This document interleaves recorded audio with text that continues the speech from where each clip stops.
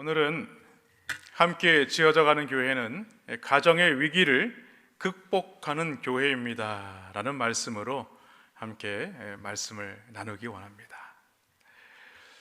오늘은 어버이 주일입니다. 그런데 저는 오늘 여러분들에게 이 가정에 대해서 함께 말씀을 나누려고 합니다. 오늘 말씀에 나오는 주인공은 바로 야곱입니다. 야곱이 실패함으로 말미암아서 그가 어떤 어려움을 겪었고 또 하나님께 그가 서원했을 때에 그를 어떻게 인도하셨는가, 다시 말해서 오늘날 우리가 살아가는 우리 부모님들이 어떻게 해야 우리 가정을 세우고 우리 가정이 살아날 수 있는가 라는 말씀으로 우리가 함께 말씀을 나누려고 합니다. 오늘 말씀에 보면 실패한 야곱의 인생을 하나님께서 개입해 주셨습니다. 왜냐하면 오늘 이 상황을 통해서 하나님께서 우리에게 말씀하고자 하시는 것이 있습니다. 그것은 바로 무엇이냐면 어느 누구도 예상치 못한 실패를 경험하게 된다는 사실입니다. 그래서 그런 실패로 말미암아 많은 사람들이 좌절에 빠지기도 하고 정말 다시 되돌리고 싶다는 어떤 자책감과 이 죄책감에 빠질 때도 있다는 것이죠. 이런 일이 반복이 되면 결국은 영적인 침체의 늪에 빠지게 되어서 종국에는 이 불순종의 실패로 이어지게 된다는 것입니다. 그래서 오늘은 특별히 이 야곱의 가정에 닥친 이 실패의 상황 가운데서도 이 부모된 자로서 어떻게 이 위기를 극복할 수 있는가, 오늘 말씀을 통해서 함께 상고해 보려고 합니다. 먼저 가정의 위기를 극복하기 위해서는 첫 믿음을 기억해야 합니다. 모든 문제에는요 원인이 있습니다. 원인이 없는 문제는 없습니다. 오늘 야곱의 가정에 닥친 가장 큰 문제에도 그 원인이 있었습니다. 잘 아시는 대로 야곱에게는요 쌍둥이 형 에서가 있었습니다. 그런데 간교한 야곱이 아버지 이삭과 형 에서를 속여서 장자의 축복권을 뺏었습니다. 그 사실이 들통이 났습니다. 그 사실이 들통이 나자 야곱은 그 위기를 모면하기 위해서 삼촌 라반이 있는 그 밧단 아람으로 도망을 하기 시작을 합니다. 그러나 도중에 야곱은 하나님을 만나는 극적인 체험을 하게 됩니다. 그 내용이 창세기 28장에 기록되어 있습니다. 야곱은 감격하여서 그것을 하나님의 집, 곧 베델이다 라고 이름을 짓게 되죠. 그리고 이름을 짓는 것뿐만이 아니라 거기서 하나님 앞에 그가 서원을 하게 됩니다. 그 내용이 창세기 28장 21절과 22절 말씀입니다. 내가 평안히 아버지 집으로 돌아가게 하시오면 여호와께서 나의 하나님이 되실 것이요 내가 기둥으로 세운 이 돌이 하나님의 집이 될 것이요 하나님께서 내게 주신 모든 것에서 10분의 1을 내가 반드시 하나님께 드리겠나이다 하였더라. 하나님은 그 소원을 들으시고 야곱의 도피 기간 동안에도 그에게 큰 은혜를 베풀어 주셨다는 것입니다. 그리고 그 하나님의 은혜로 그는 20년 만에 거부가 되어서 오늘 가나안 땅으로 돌아오게 되었다는 것이죠. 말하자면 금이 환영한 것입니다. 그러나 문제는 에서가 죽이려고 사병을 이끌고 온다는 소식을 이 야곱이 듣고 떨게 되죠. 그래서 야곱은 식솔들을 나눕니다. 야복강을 한 부리는 이쪽으로 보내고 한 부리는 저쪽으로 보냅니다. 그리고 보내면서 뭐라고 얘기하냐면 이 모든 것이 바로 우리 형 에서의 것입니다 라고 말하라는 것이었어요. 다시 말해서 이 야곱은요 지금 꾀를 내고 있는 것입니다. 혹여니 이 형 에서가 한쪽 부리를 치게 되면 이쪽 가족이라도 살려야겠다는 생각을 지금 하고 있는 것입니다. 그리고 그는 밤새 야복강 나루에서 천사와 씨름을 합니다. 천사와 씨름을 하며 눈물로 하나님께 간구를 합니다. 그때 하나님께서 그를 불쌍히 여기시고 그에게 기적을 베푸시죠. 다음 날 에서를 만나지만 하나님은요 에서의 마음을 녹여주셨습니다. 그리고 극적인 화해가 이루어지게 되죠. 서로 부둥켜 안고 서로 울게 됩니다. 이 모든 것이 다 무엇이냐? 그런데 야곱이 뭐라고 얘기하냐면 이 모든 것이 다 우리 형 형 에서의 것입니다 라고 말을 하죠.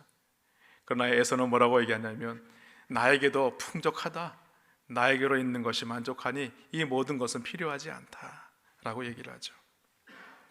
무슨 말이냐면 하나님은요, 이 야곱이 어려울 때마다 그의 인생 가운데 개입하여 주셔서 은혜를 베풀어 주셨다는 것입니다. 사랑하는 여러분, 하나님께서 그렇게 은혜를 베푸셨다면 여러분, 야곱이 어떻게 해야 되겠습니까? 당연히 야곱은 20년 전에 베들의 그 약속한 장소로 돌아가서 하나님께 감사하며 예배를 드려야 되는 것이 마땅할 것입니다. 그런데 그는요, 그 모든 것을 새카맣게 잊어버린 채 지금 어디로 가고 있는 것입니까? 바로 숫곳을 거쳐서 오늘 세겜으로 향하고 있는 것입니다. 야곱이 왜 그렇게 한 것일까? 세겜은요, 주위의 어느 도시보다 살기 좋았습니다. 이 세겜이라는 곳에 이르니 그곳에는요, 물도 많고 풀도 많았습니다. 가축을 키우기도 너무 좋았고 사람이 살기에도 너무 좋은 환경이었습니다. 야곱은요, 그것을 바라보면서 마음의 변화가 일어나게 된 것이죠. 이곳에서 그냥 정착하여 살면 좋겠다라고 생각을 합니다. 그런데 그가 세겜에서 정착하게 된 그 근본적인 이유가 있습니다.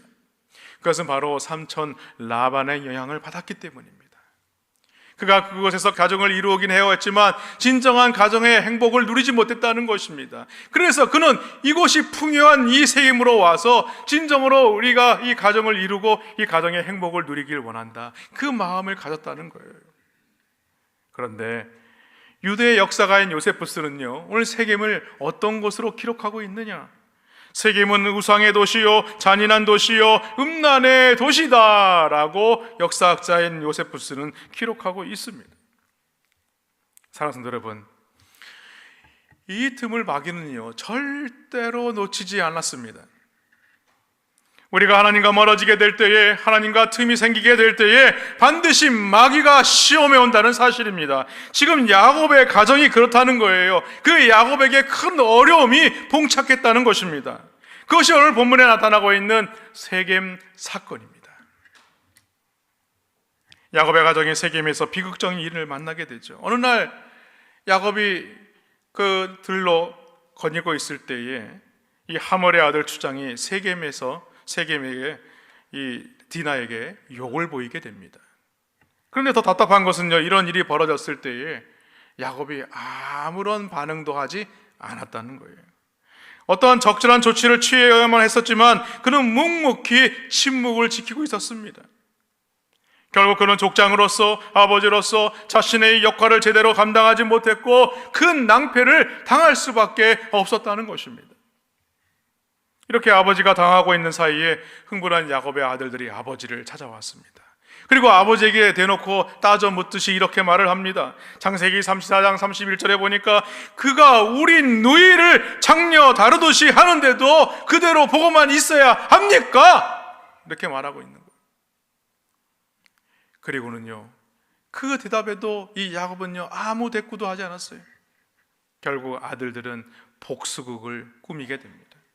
디나가 좋아진 세겜은요, 야곱에게 디나를 아내로 달라고 얘기를 하죠. 그때에 야곱의 아들들은 하나님의 이름을 빙자하여서 그들에게 너희가 혼인을 하려고 하려면 우리 모든 족속들이 할례를 행해야 된다라는 것이었어요. 모든 남성들이 할례를 받았습니다. 그러나 할례를 받고 나서 고통스러워할 수밖에 없었어요. 그때 이 야곱의 아들들은요, 이 세겜의 남성들을 다 찾아가서 그들을 다 죽여버렸습니다. 그리고 그들에게 속한 어린아이와 그 여인들을 다 납치했다는 거예요. 이러한 일로 그 주변에 있는 족속들에게 그들은 전멸을 당할 수밖에 없는 절대절명의 위기에 빠지게 되었습니다. 야곱은 심각한 두려움에 사로잡히게 되었어요. 지금까지 생각해왔던 모든 행복들이 다 하루아침에 사라지게 되었다는 것입니다. 그런데 더욱 안타까운 것은 무엇이냐? 바로 이 야곱이 가장으로서, 아버지로서 이 모든 것을 책임을 지는 것이 아니라 이 일이 시므온과 레위 때문이다, 자기는 책임이 없다 라고 말하는 것이었어요. 창세기 34장 30절에 보면요, 야곱이 시므온과 레위를 나무랐다라고 말합니다. 저는 그것을 표준 세번역으로 여러분에게 읽어드리겠습니다. 너희는 나를 오히려 더 어렵게 만들었다. 이제 가나안 사람이나 브리스 사람이나 이 땅에 사는 모든 사람이 나를 사귀지도 못할 추한 인간이라고 여길 게 아니냐. 우리가 수가 적은데 그들이 합세해서 나를 치고 나를 죽이면 나와 나의 집안이 다 몰살당할 수밖에 없지 않느냐라는 것이었어요. 야고보는 여전히 자신은 잘못이 없다고 말하고 있는 것입니다. 자신들의 아들들이 이러한 일을 꾸미지 못하도록 막았음에도 불구하고 그 아버지는 침묵을 했다는 거예요. 딸이 그 어려운 상황에 빠졌을 때도 침묵하고 있었고, 오늘 아들들이 그 어려운 일들을 만들 때에도 그 아버지 야고보는요 관여하지 않았다는 것입니다. 그때이죠, 두려워하여 떠는 야고보에게 하나님이 찾아오셔서 말씀합니다. 그 말씀이 오늘 본문 1절 말씀입니다. 우리 함께 다 같이 읽을까요? 하나님이 야고보에게 이르시되 일어나 베델로 올라가서 거기 거주하며 내가 내 형 에서의 낯을 피하여 도망하던 때에 내게 나타났던 하나님께 거기서 제단을 쌓으라 하신지라. 하나님은 야고보에게 말합니다. 너는 베델로 올라와라 이렇게 말씀하세요. 여러분, 왜 하나님께서 야고보에게 베델로 올라오라고 말씀하는 것일까? 여러분, 베델은 어떤 곳입니까? 그가 아버지 이삭과 그 형 에서를 피하여 도망하던 곳에서 하룻밤 묵었던 들녘, 그곳이 바로 베델입니다. 그곳에서 하나님을 만났던 장소예요. 그런데 하나님이 야고보를 찾아오셔서 그를 만나주시고 약속하심으로 하나님께 서원했던 그 장소로 하나님은 다시금 너는 그곳으로 올라와라 라고 지금 말하고 있는 것입니다.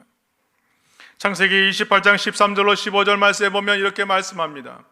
또 본즉 여호와께서 그 위에 서서 이르시되 나는 여호와니 너의 조부 아브라함의 하나님이요 이삭의 하나님이라. 내가 누워있는 땅을 내가 너와 내 자손에게 주리니 내 자손이 땅에 티끌같이 되어 내가 서쪽과 동쪽과 북쪽과 남쪽으로 퍼져나갈지며 땅의 모든 족속이 너와 내 자손으로 말미암아 복을 받으리라. 내가 너와 함께 있어 내가 어디로 가든지 너를 지키며 너를 이끌어 이 땅으로 돌아오게 할지라. 내가 내게 허락한 것을 다 이루기까지 너를 떠나지 아니하리라 하신지라. 아멘. 하나님은요 당신이 어떤 하나님이신가를 오늘 긴 수식어를 붙여가면서까지 설명하고 있는 것입니다. 그리고 오늘 1절과 3절 말씀에도 보면 내가 내 형 에서의 낯을 피하여 도망하던 때에 내게 나타났던 하나님이다 라고 말하고, 3절에 보면 내 환난 날에 내게 응답하시며 내가 가는 길에서 나와 함께 하신 하나님이다 이렇게 말하고 있어요. 그렇습니다. 하나님은 이전에는요 두려움에 떨고 있던 이 야고보에게 다시 찾아오셔서 그 위기를 극복할 그 해결책을 오늘 그에게 제시하고 있는 것입니다. 그러므로 야고보에게 필요한 것은요 다른 조치들이 아닙니다. 한마디로 세겜에서 이제는 너는 떠나서 지금 하나님을 만났던 그 장소 베델로 올라와라 이 얘기를 하고 있는 것입니다. 다시 말해서 육신의 안위를 추구했던 그 장소를 떠나서 하나님이 만나주셨던 예배했던 기름 부었던 그 장소로 와서 하나님께 엎드려 예배하라 이 말씀을 하고 있는 것입니다. 그리고 그가 했던 것이 무엇입니까? 하나님께 서원을 했다는 거예요. 우리는 서원을 한다 그러면요 되게 부담스러워합니다. 하나님, 내가 서원을 했는데 이 서원을 어떻게 갚아야 합니까? 라고 이게 생각할 때가 있어요. 그런데 오늘 말씀을 보시기 바랍니다. 내가 이 모든 일을 이루기까지 너와 함께 하겠다라고 말씀하고 있어요. 그리고 그에게 가는 곳곳마다 문제가 봉착했을 때마다 하나님은 그를 도우셨다고 말씀하셨습니다. 이 말이 무슨 말이겠습니까? 이 야곱이 하나님을 만남으로 말미암아 서원했던 모든 것들을 누가 이루시느냐? 바로 우리 하나님께서 이루어 가신다라는 거예요. 우리는 서원을 했지만 그것을 우리가 갚으려는 것이 아니라 하나님께서 그 소원을 갚을 수 있도록 우리를 인도해 가신다는 사실입니다. 언제까지요? 하나님께서 이 모든 것들을 이루시기까지. 그러므로 우리는 하나님 앞에 믿음으로 소원을 해야 되는 것입니다. 여러분, 우리가 잘 알고 있는 록펠러라는 사람이 있어요. 록펠러라는 사람이. 이 사람은 8살 때에 어머니를 여의게 됩니다. 그런데 그 어머니가 이 록펠러에게 8살 때 유언을 남기게 되죠. 그 유언 3가지가 우리에게 많이 듣던 이야기들입니다. 교회에서 맨 앞자리에 앉아라 라는 것이었고, 또 11조를 꼭 드리라는 것이었고, 목사님의 말씀을 하나님의 말씀으로 들으라는 것이었습니다. 어린 록펠러는요, 어머니의 이 유언을 붙잡고 열심히 그렇게 살아왔습니다. 그리고 3년이 지나고 11살이 되었을 때입니다. 그가 하나님 앞에 어머니의 유언대로 또 그 마음에 소원했던 대로 또 하나님 앞에 성전 건축 헌금을 드리게 되죠. 그런데 그가 가지고 있는 금액은요, 단지 21센트에 불과했습니다. 21센트라고 하면 아마 250원 정도예요. 그 당시에는 좀 시간이 좀 앞서 있었기 때문에 그때는 좀 어느 정도 가치가 더 있었겠지만 그래도 너무 작은 돈이에요. 그리고 11살 아이가 가질 수밖에 없는 적은 돈입니다. 그 돈을 드리면서 그는요, 하나님 앞에 서원을 합니다. 하나님, 지금은 제가 돈이 없어서 21센트밖에 못 드리지만 하나님께서 제게 부자가 되게 해주시면 제가 세계에서 제일 좋은 교회를 지어서 하나님께 봉헌하겠습니다. 여러분, 록펠러가 무슨 돈이 있는 사람도 아니고 이미 8살 때에 어머니를 여했던 자입니다. 그가 무엇을 할 수 있었겠습니까? 그런데 그가 11살 나이에 21센트를 하나님께 드리면서 서원했을 때에 하나님은 그 서원을 들으셨다는 것입니다. 여러분, 우리가 하나님 앞에 서원을 하게 되면요, 그 서원을 누가 들으십니까? 하나님이 들으십니다. 하나님이 그 서원을 들으시고 하나님께서 그 서원을 직접 이루어 가신다는 사실입니다. 오늘 록펠러는요, 세계의 부호가 됩니다. 그리고 그가 하나님 앞에 서원했던 대로 세계에서 가장 아름다운 교회를 하나님 앞에 봉헌해 드리죠. 그것이 우리가 잘 알고 있는 뉴욕 맨하탄에 있는 리버사이드 처치입니다. 그렇습니다. 하나님은요, 우리에게 서원을 갚을 수 있도록 은혜를 베푸시는 하나님이라는 사실을 믿으시기를 바랍니다. 서원을 이룰 수 있도록 하나님은 우리에게 은혜를 베풀어 주신다는 사실을 믿으시기를 바랍니다. 우리가 어떤 문제에 봉착할지라도 하나님은 그 문제를 해결해 주시기까지 이 모든 것들을 이끌어 가시는 그 하나님 되신다는 사실을 믿으시기를 바랍니다. 둘째로, 이 가정의 위기를 극복하기 위해서는 어떻게 됐느냐? 정결케 해야 합니다. 오늘 야곱이 베델로 올라가기 전에 자기의 가족과 자기가 거느리고 있는 모든 사람들을 불러 모았습니다. 그리고 그들에게 이렇게 말을 합니다. 우리가 베델로 올라가자. 그런데 참 감사한 것은요, 이 야곱이 하나님의 음성을 듣고 그 말씀대로 그들을 모아놓고 얘기했을 때에 많은 사람들 중에 한 사람도 반대하는 사람이 없었다는 것입니다. 사실 창세기 34장에 보면요, 이 야곱의 아들들은요, 이 아버지 야곱을 못마땅하게 여겼다고 했습니다. 그래서 그 아버지를 마치 너무 싫어했어요. 왜냐하면 그 딸 디나에게 행했던 이 일들로 인해서 너무나 답답했을 때도 아버지는 아무 일도 하지 않으셨기 때문에 그래요. 그런데 오늘 말씀을 보니까 그 아들들은요, 이런 방구, 이 아버지의 말에 절대 반대하고 있지 않다는 거예요. 지금은 오히려 그 상황이 역전이 되고 있는 것입니다. 왜 이렇게 상황이 역전되고 있는 것일까? 그것은 바로 오늘 야곱이 하나님의 말씀대로 그 말씀을 붙들고 베델로 올라가려고 작정했기 때문입니다. 무슨 말이냐면 오늘날 우리가 살아가는 이 시대에도 마찬가지입니다. 오늘날 많은 부모들이 하나님의 말씀을 붙들고 믿음으로 살아가는 그 모습을 우리 자녀들에게 보여준다면 우리 자녀들은요, 그 부모님의 말에 순종할 수밖에 없는 것입니다. 왜 우리 자녀들이 왜 우리 부모님의 말씀에 순종하지 않는 것일까요? 그것은요, 우리 부모들이 하나님의 말씀대로 본이 되지 않기 때문에 그래요. 하나님의 말씀대로 순종하지 않기 때문입니다. 말씀대로 살아가지 않기 때문입니다. 그런데 오늘 야곱의 아들들은요, 그 상황과는 전혀 다른 모습으로 오늘 이 야곱에게 순종하고 있는 것입니다. 왜냐하면 자녀들은 그것을 알았어요. 우리 아버지 야곱이 하나님 앞에 말씀 앞에 순종하여서 그 베델로 올라가는구나. 왜냐하면 이 야곱은요, 이 자녀들에게 자신이 그 아버지 이삭과 형 에서를 피하여 도망할 때에 그 베델에서 만나신 그 하나님, 자기를 어떻게 인도해 오시고 자기를 어떻게 지켜주시고 지금까지 함께 하셨던 그 하나님에 대해서 그 자녀들에게 수없이 많이 이야기했을 것입니다. 그런데 이제는 그 야곱이, 우리 아버지가 그 하나님을 만났던 베델로 올라간다고 말하니 아마 자녀들은요 거기에 반대할 이유가 전혀 없었던 거예요. 그렇습니다. 믿음을 갖고 변화받게 되면요 반드시 순종의 역사가 일어난다는 사실을 믿으시기를 주님의 이름으로 축원합니다. 그리고 그 가족들에게 야곱은요 구체적으로 명령을 합니다. 그 내용이 2절 말씀입니다. 너희 중에 이방 신상을 버리고 자신을 정결케 하고 의복을 바꾸어 입으라. 무슨 말씀이겠습니까? 오늘 이 야곱의 가정은요 그 세겜에 머물면서 그 이방의 풍습을 따라서 살았다는 것을 말하는 것입니다. 그곳의 신상에게 절하고 또 그것의 풍습에 따라서 살았다는 거예요. 하나님 말씀대로 살지 아니하고 세상에 좋아 보이는 것을 따라서 살았다는 것을 오늘 말하고 있는 것입니다. 그것에 대해서 오늘 야곱은 먼저 우상을 버려야 된다라고 말하고 있습니다.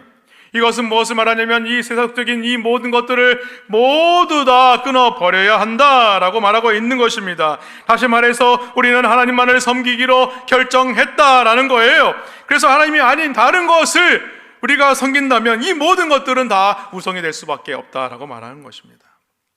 하나님보다 더 사랑하는 것, 하나님보다 더 우선순위로 생각하는 것, 하나님보다 더 가치 있게 생각하는 것, 이 모든 것은 다 우상일 수밖에 없다는 것입니다. 이 모든 것을 다 끊어버려라, 다 버려라 라고 말씀하고 있는 것입니다. 그렇습니다. 우리는 하나님 앞에 올라가기 전에 이 모든 것들을 다 내려놓아야 됩니다. 다 끊어버려야 하는 것입니다. 그 다음에 한 일이 있어요.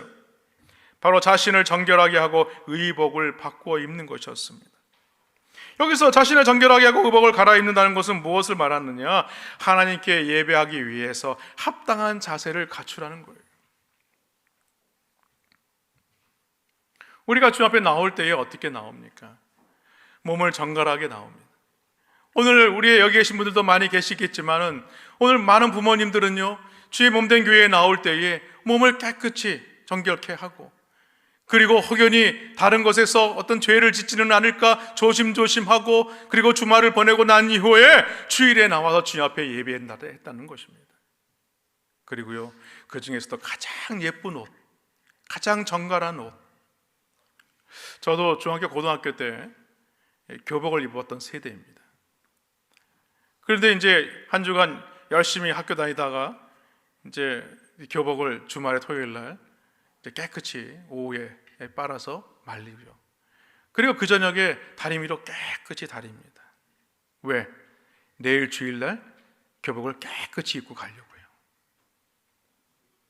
우리의 마음의 상태가 그러해야 한다는 것입니다. 우리가 하나님 앞에 예배할 때에 어떤 자세로 나아가야 하느냐? 바로 오늘 이 말씀처럼 의복을 바꾸어 입는 것과 마찬가지라는 것이에요. 사랑하는 여러분, 하나님은요 야곱이 어려움과 문제에 휩싸여 있을 때에 이 문제 해결을 받기 위해서 오늘 예배하라 라고 지금 말씀하고 있는 것입니다. 그래서 야곱은 이 환난할 때에 자신을 도우시고 함께 하신 하나님께 예배하러 가자 라고 오늘 모든 자녀들에게 지금 말하고 있는 것입니다. 야곱은 하나님께 서운했던 것을 오늘 기억했다는 거예요. 자신을 지켜주시고 무사히 돌아오게 하시면 내가 하나님께 단을 쌓고 거기서 하나님 앞에 11조를 드리겠습니다 라는 것을 기억했다는 것입니다. 그렇습니다. 예배는 무엇이냐? 하나님께 무엇을 얻기 위해서 예배하는 것이 아닙니다. 예배는 이미 우리가 받은 은혜에 대해서 하나님의 사랑에 대해서 그것을 기억하고 주 앞에 나와서 감사함으로 주 앞에 나아가는 것이 바로 예배입니다. 왜 그렇습니까? 우리는요 아무런 공로 없는 자들입니다. 죄로 말미암아 죽을 수밖에 없는 자들이었습니다. 이 세상에 멸망당하여 죽을 수밖에 없는 그런 죄인들이었다는 것입니다. 그런데 우리를 하나님의 자녀로 부르시고 이 남부인 중앙교회 성도로 불러주셨다는 것입니다. 그러므로 우리는 그 은혜와 그 사랑을 기억하고 주 앞에 나와 예배하며 감사하는 것이 바로 그것이 참된 예배라는 것입니다. 신학자이며 주석가인 윌리엄 바클레이 목사는 예배를 이렇게 말을 했습니다. 예배를 위하여 집에서 거울을 보며 화장할 때부터 예배는 시작이 된다. 그렇습니다. 우리가 온전한 예배가 무엇이겠습니까?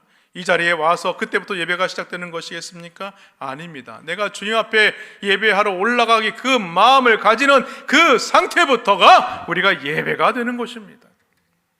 왜 그렇습니까? 우리가 주의 전에 나올 때에 우리의 발걸음을 주장하시고 인도하신 분이 누구이십니까? 바로 우리 하나님이십니다.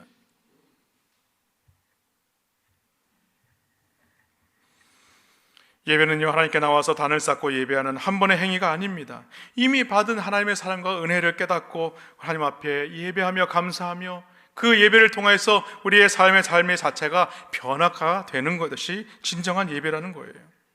그래서 오늘 그들은요, 그들의 모든 우상들을 오늘 땅에 묻고 있는 것입니다. 4절 말씀입니다. 그들이 자기 손에 있는 모든 이방 신상들과 자기 귀에 있는 귀고리들을 야곱에게 주는지라 야곱이 그것들을 세겜 근처 상수리 나무 아래에 묻고 라고 말하죠. 사랑하는 성도 여러분, 우리에게도요 이처럼 상수리 나무 아래와 같은 장소가 필요합니다. 우리들의 세상적인 모든 것들을 다 묻는 그런 장소가 필요해요. 나의 옛 자아나 옛 성품이나 거듭나지 못한 본성이나 세상적인 가치관이나 이런 것들을 더 이상 거들떠보지 않고 상수리 나무와 같은 곳에 이 모든 것들을 다 묻어야 하는 것입니다. 여기 4절에 보면 모든이란 말을 우리가 집중해 볼 필요가 있습니다. 이 모든이라는 것은 무엇을 말씀이냐면 우리가 하나님을 전적으로 의뢰합니다 라는 것입니다. 다시 말해서 우리가 이 모든 것들을 주님 앞에 내어놓고 신뢰하며 마치 주님이 아니면 안 됩니다라고 고백하는 신앙 고백과 같다는 말씀입니다. 만약 우리들이 하나님을 온전히 신뢰하지 못한다면 어떻게 되겠습니까? 여러분, 오늘날 많은 믿는 사람들도요 하나님의 말씀대로 살아간다고 하면서도 여전히 이 부적과 같은 것들을 들고 다니시는 분들이 있어요. 만약에 이들이 하나님을 온전히 신뢰하지 않았다면 어떻게 되었을까요? 아마 이렇게 생각했을 것 같아요. 뭐 이 정도야 뭐 기념품으로 가지면 되지 않을까? 아유, 이 귀걸이 이거 24K 금인데 이거 팔아가지고 다른 데 사용하면 되지 않았을까? 그런 신앙을 말하는 것이 아닙니다. 땅에 묻는다는 것은요 이 모든 것으로부터 끊어낸다라는 것입니다. 더 이상 돌아보지 않는다는 것입니다. 우리가 하나님 앞에 올라갈 때에 이 모든 것들을 더 이상 붙잡아서는 안 된다는 것입니다. 그런데 이렇게 하나님께 정결케 하고 베델로 향하여 올라가는데 놀라운 일이 일어나게 되었습니다. 오늘 5절 말씀에 보니까 그들이 떠났으나 하나님이 그 사면 거울들로 크게 두려워하게 하셨으므로 야곱의 아들들을 추격하는 자가 없었더라 라고 말하죠. 그렇습니다. 하나님께서 앞서 행하셔서 그 주변 사람들로 하여금 야곱의 일행을 두려워하게 하셨다라고 말하고 있는 것입니다. 오늘 본문에 나와 있지는 않지만 야곱이 제단을 쌓을 때에 그 자녀들이 어떤 마음이었겠는가? 특히 다른 아들들은요 장성한 아들들이었지만 당시에 10대 어린 소년이었던 요셉도 그것에 있었습니다. 하나님을 섬기는 데 방해되는 것을 제거하고 하나님 중심으로 하나님께 경배를 올리는 생활 속에서 자녀들은요 깊은 교훈을 받을 수밖에 없었다는 것입니다. 이후에 이 요셉이 어려운 가운데 있을 때에도 그가 하나님을 저주하지 아니하고 끝까지 기도함으로 말미암아 하나님께 놀라운 일들로 쓰임 받았다는 사실을 우리는 말씀을 통해서 보지 않습니까? 그러므로 우리는요 우리 부모들이 하나님의 말씀으로 서는 것이 너무나도 중요합니다. 야곱과 같은 사람 밑에서 믿음의 사람인 요셉이 나올 수 있었던 비결은 무엇이냐? 바로 야곱이 신앙을 회복했다는 거예요. 오늘 우리의 자녀들이 요셉과 같은 자녀들이 되기를 간절히 소망한다면 오늘 야곱이 하나님의 말씀을 붙들고 베델로 올라가서 그 믿음을 변화시키고 하나님 앞에 믿음의 단을 쌓았던 것처럼 하나님 앞에 예배하는 삶을 사시기를 주님의 이름으로 간절히 축원합니다. 사랑하는 성도 여러분, 그렇다면요 오늘을 살아가는 우리는 왜 이처럼 하나님의 능력을 경험하지도 못하고 깨닫지도 못하는 이유가 어디에 있는가? 그래서 바로 문제는 어디에 있느냐? 바로 나에게 있는 것입니다. 나에게. 오늘 야곱 한 사람으로 인해서 그 디나에게 당한 일이나 그 형제들이 이 세겜 사람들을 죽인 일이나 이런 모든 일들이 일어날 수밖에 없었던 모든 책임이 누구에게 있느냐? 바로 오늘 야곱에게 있었다는 것입니다. 오늘 야곱이 하나님의 말씀을 붙들고 세겜으로 내려갈 것이 아니라 오늘 곧바로 하나님의 말씀의 은혜를 체험하고 나서 그 형 에서를 만남으로 말미암아 하나님께서 이 모든 것들을 풀어주셨을 때에 그가 제일 먼저 해야 될 것이 있었습니다. 그것이 무엇이냐면 바로 베델로 올라가는 것이었어요. 만약에 베델로 올라갔다면 이 모든 일들은 일어나지 않았을 것입니다. 그런데 그는 그 야곱 한 사람 때문에 이 어려운 일을 당할 수밖에 없었다는 거예요. 그리고 그 야곱이 이 모든 것들을 기억하고 베델로 올라가자 하나님은 놀라운 축복으로 역사하고 있는 것입니다. 오늘 하나님은요, 이 야곱에게 이렇게 말합니다. 내가 너에게 허락한 것을 다 이루기까지 너를 떠나지 아니하리라. 야곱이 서원했던 모든 것들을 다 이루시기까지 내가 너와 함께 하겠다, 이렇게 말씀하고 있어요.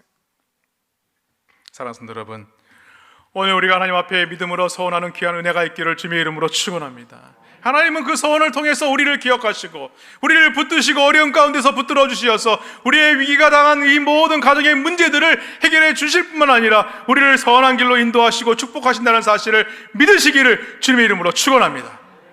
마지막으로 가정의 위기를 극복하기 위해서는요, 예배를 회복해야 됩니다. 이제 야곱과 그의 가족들은요, 세겜을 떠나서 마침내 베델에 도착하게 되죠. 오늘 6절에 보니까 야곱과 그와 함께한 모든 사람이 가나안 땅 루스 곧 베델에 이르고 라고 얘기합니다. 그런데요, 참 시간이 오래 걸렸어요. 야곱이 삼촌 라반의 집을 출발한 지 10년이 지난 날이었습니다. 그리고 형 에서를 피하고 난 지 30년 만에 이 베델로 돌아온 거예요. 형 에서를 피하여 도망할 때에 그 베델에서 만난 하나님을 30년 만에 돌고 돌아서 이제서야 왔다는 것입니다. 야곱은요, 그 베델에 이르렀을 때에 하염없는 눈물을 흘렸을 것입니다. 마음에 통회하며 자복하며 회개했을 것입니다. 내가 하나님의 말씀대로 내가 베델로 올라와서 하나님 앞에 예배의 단을 쌓았다면 하나님 나에게 이런 어려운 일이 없었을 텐데,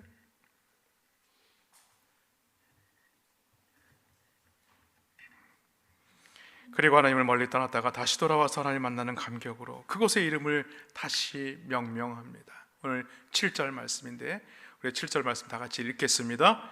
그가 거기서 제단을 쌓고 그것을 엘베델이라 불렀으니 이는 그의 형의 낯을 피할 때에 하나님이 거기서 그에게 나타나셨습니다. 아멘. 사랑하는 성도 여러분, 오늘 하나님은 야곱에게 복을 주시며 그의 신분을 확인시켜 주십니다. 오늘 10절에 보니까 야곱의 이름을 뭐라고 바꿉니까? 이스라엘이다 라고 바꾸시죠. 너는 더 이상 야곱이 아니다. 너는 더 이상 속이는 자가 아니다. 너는 이스라엘이다. 저 여러분이 하나님으로부터 이렇게 인정받는 은혜가 있기를 주님의 이름으로 축원합니다. 여러분, 제일 불행한 사람이 있습니다.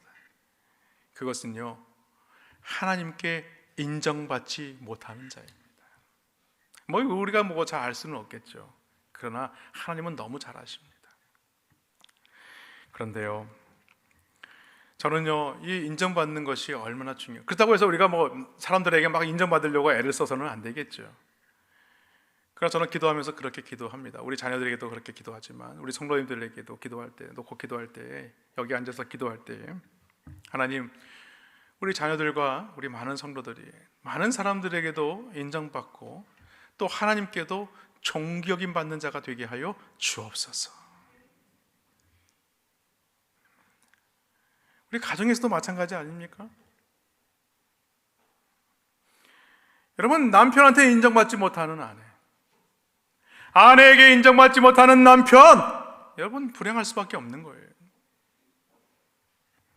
더더군다나 가깝게는요, 부모에게 인정받지 못하는 자녀나 자녀에게 인정받지 못하는 부모나 다 불행할 수밖에 없는 것입니다. 그런데 말처럼 쉽지 않죠. 인정을 받는다는 것이 무엇이겠습니까? 거기에는요, 상대가 인정할 만한 수고가 뒤따라야 하는 것입니다. 그런데 수고한다고 인정하는 것은 아니죠. 남편이 아내를 존중하고 아내가 남편을 존중하고 부모가 자녀를 존중하고 자녀가 부모를 존중하는 것. 그럴 때 그 가정은요, 회복의 역사가 나타나게 되는 것입니다. 사랑하는 성도 여러분, 가정의 달을 맞이하여서 우리가 배우자를 인정하시는 은혜가 있기를 주님의 이름으로 축원합니다. 우리 자녀들을 존귀 여기시기를 주님의 이름으로 축원합니다. 그럴 때 위기에 처해 있는 가정들에게 하나님은 치유의 역사를 행하신다는 사실을 믿으시기를 바랍니다. 그리고 야곱을 인정하고 축복한 하나님이 누구신가를 오늘 11절과 12절에서 이렇게 말씀합니다. 우리 함께 다 같이 읽겠습니다. 하나님이 그에게 이르시되 나는 전능한 하나님이라. 생육하며 번성하라. 한 백성과 백성들의 종애가 내게서 나오고 왕들이 내 허리에서 나오리라.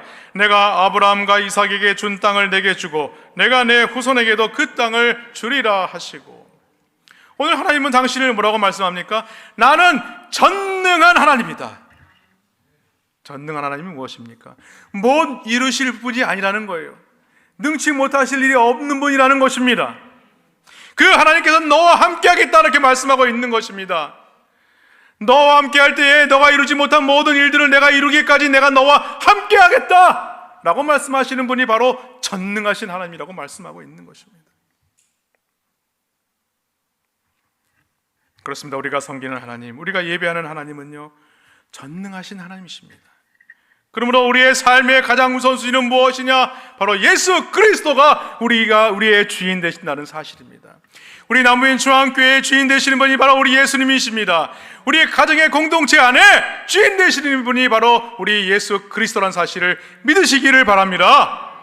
말씀을 맺습니다. 사랑하는 성도 여러분, 야곱은요, 하나님과의 서원을 망각하고 다른 길로 갔지만 오늘 다시 그 하나님은요, 그를 내버려 두지 않으시고 그를 찾아와 주셔서 만나 주시고 그를 회복시켜 주시고 다시 베델로 이끌어 가셨다는 사실입니다.